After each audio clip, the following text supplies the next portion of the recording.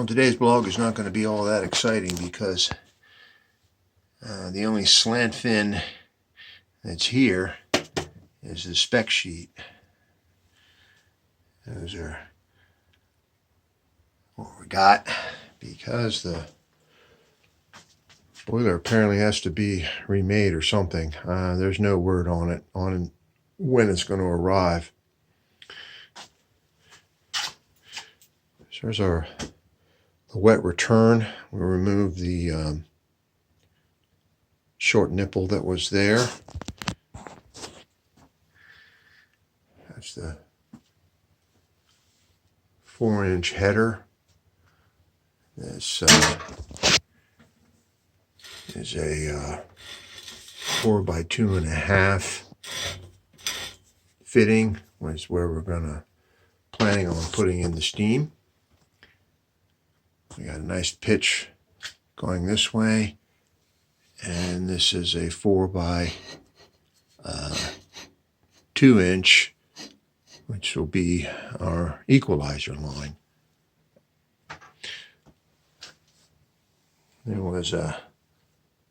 This was where the original equalizer line was, and a short piece of pipe which we had a devil of a time getting out.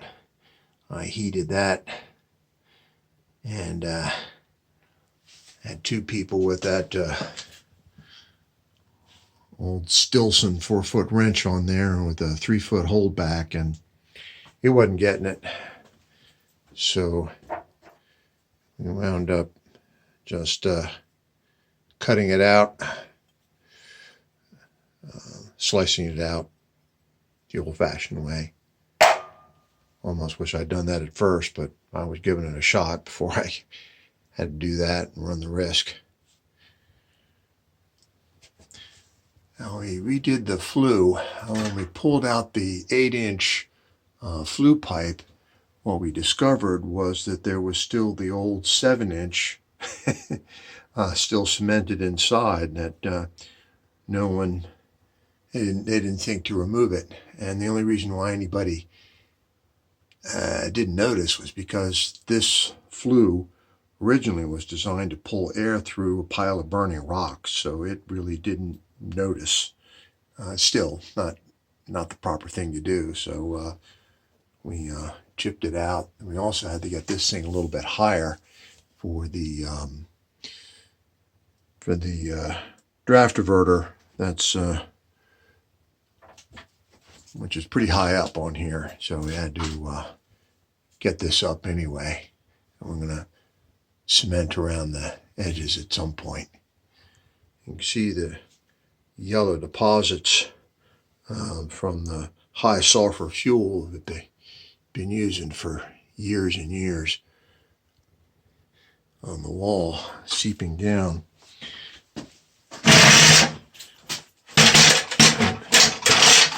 Point out too that it's probably the original firebox right there.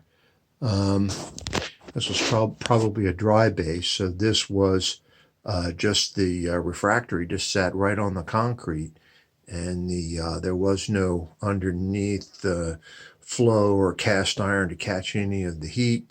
It just went right into the concrete there. That's why it's kind of spalled up. That's the size of the original firebox, probably the coal-fired firebox. Then they probably fired it with an oil conversion, and then the gas went in later.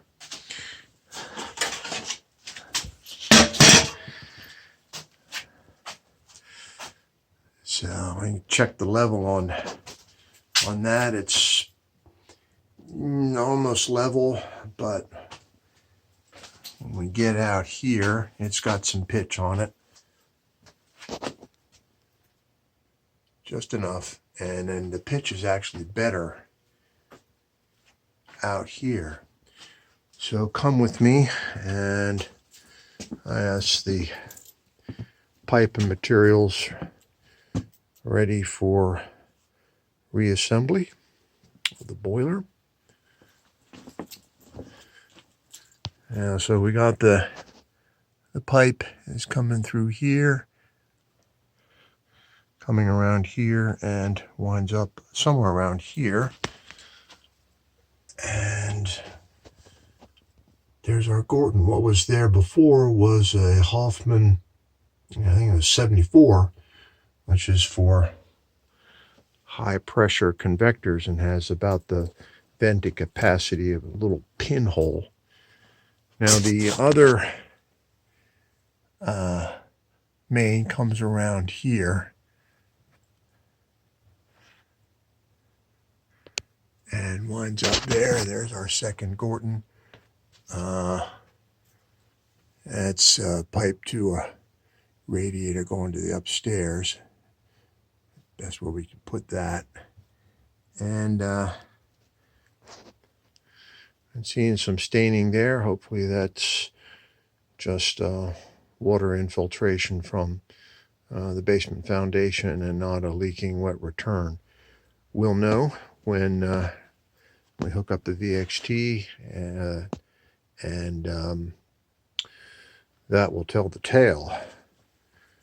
We've gone around to the radiators and tightened up the packing nuts and checked the union nuts and redid any venting that looked suspicious. And that is how the new boiler is going to come in. Not the worst scenario, a pretty good tread to riser ratio. So I think it's going to be a heavy boiler, but I think we'll be able to get her in. And this is the way it's going to come in.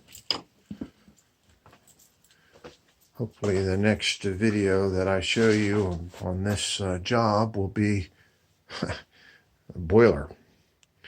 So stay safe out there, and catch you on the next one.